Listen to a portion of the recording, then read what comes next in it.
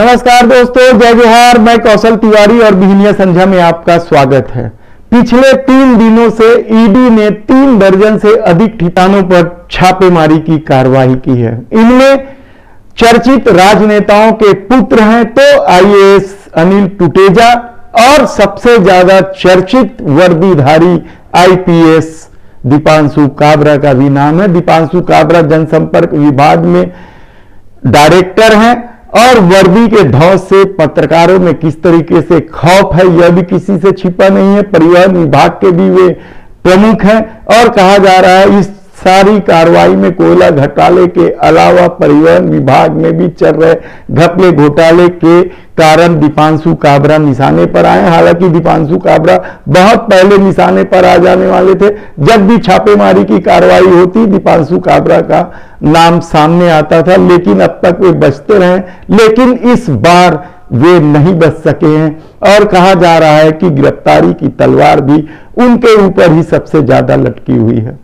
दूसरे जो सबसे चर्चित लोगों में से एक है वह है गौरी शंकर अग्रवाल। भारतीय जनता पार्टी के नेता, कई प्रमुख पदों में रहे, पार्टी के कोषाध्यक्ष की भी जिम्मेदारी निभाए हैं तो सरकार में विधानसभा अध्यक्ष जैसे पदों पर भी रहे हैं। उनके पुत्र नितिन अग्रवाल के पीताम्बरी लॉजिस्टिक में भी छापेमारी की कार्रवाई हुई है। पीताम्बरी लॉजिस्टिक का क्या खेल है और गौरी शंकर अग्रवाल का मंदिर मामला सहित दूसरे विवादों में किस तरीके का रोल है यह हम आपको बताएं। इससे पहले हम बता दें कि एक और आईएएस अफसर समीर बिश्नोई के बाद एक और आईएएस अफसर अनिल टुटेजा भी ईडी के छापेमारी के शिकार हुए हैं।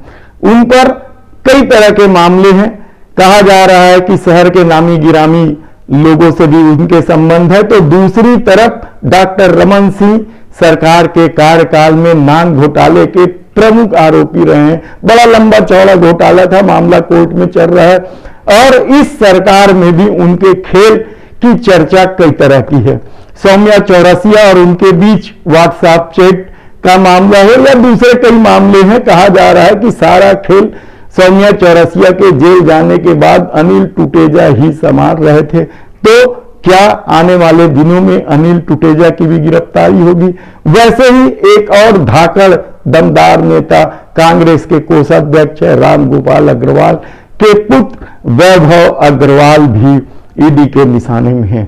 रामगोपाल अग्रवाल और गौरी शंकर अग्रवाल रिश्तेदारी में भी हैं और वैभव अग्रवाल के यहाँ छापेमारी की कार्रवाई में क्या क्या मिला यह ईडी ने विस्तृत जानकारी तो नहीं दी है, लेकिन कहा जा रहा है कि आने वाले दिनों में रामगोपाल अग्रवाल और वैभव अग्रवाल दोनों के लिए मुश्किलें आ सकती है। इधर ईडी तू डाल में पात के तर्ज पर खेल खेल रही है। शराब ठेकेदारों से लेकर जमीन मामले के कारोबारियों तक में ईडी की लगातार छापेमारी हुई है।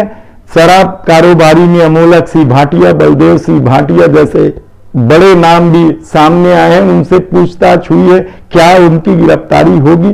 आखिर ईडी गिरफ्तारी क्यों नहीं कर रही है? क्या खेल हुआ? अचानक क्यों प्लान बदला? यह हम आपको विस्तार से बताएंगे। दरअसल जिस दिन छापेमारी की कार्रवाई हुई थी उसी दिन शाम को कोर्ट परिसर में पुलिस बल लगा दिया गया था और कहा जा रहा था कि पूछताछ हो रहे कुछ नेताओं और अधिकारियों को ईडी कोर्ट में पेश करेगी, लेकिन अचानक प्लान बदल गया। क्यों? कौन है इसके पीछे? क्या डॉक्टर रमन सिंह है या दिल्ली से कुछ दखल की बात हो रही है? क्योंकि इस मामले में गौरी शंकर अग्रवाल के पुत्र का भी नाम है। ऐसे में क्या कुछ होगा, क्या कुछ हो रहा है यह कहना बेहद मुश्किल काम है। लेकिन कहा जा रहा है कि इस पूरे खेल में सबसे महत्वपूर्ण भूमिका नितिन अग्रवाल की रही है और वे गले तक धंसे हुए हैं। क्या ईडी उनकी गिरफ्तारी करेगी?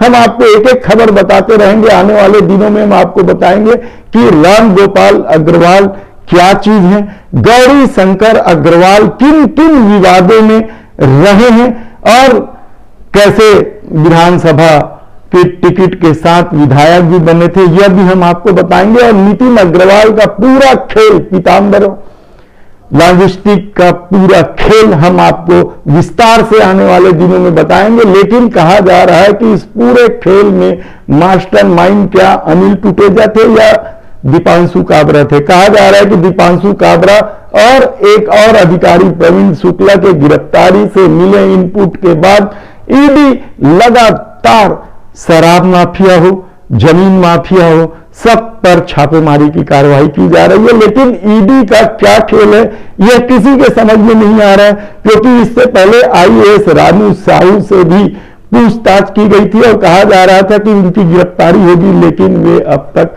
बची हुई है। और हल्ला तो इस बात का है कि ये सरकारी गवाह भी बन गए। तो क्या सरकारी गवाह बनाने के लिए ईडी कई तरह के लोग अधिकारियों का इस्तेमाल कर रही है? क्या पारुल माथुर, प्रशांत अग्रवाल और भोजराज पटेल जैसे आईपीएस अधिकारियों से पूछताछ के बाद क्या उन्हें सरकारी गवाह के लिए मना लिया गया है? हमारे सूत्र इस पर काम कर रहे हैं और आपको सारी जानकारियां विस्तार से देंगे। आने वाले दिनों में हम आपको बताएंगे कि किस तरीके से ढाकर नेताओं और उनके पुत्रों का खेल रहा है। धन्यवाद।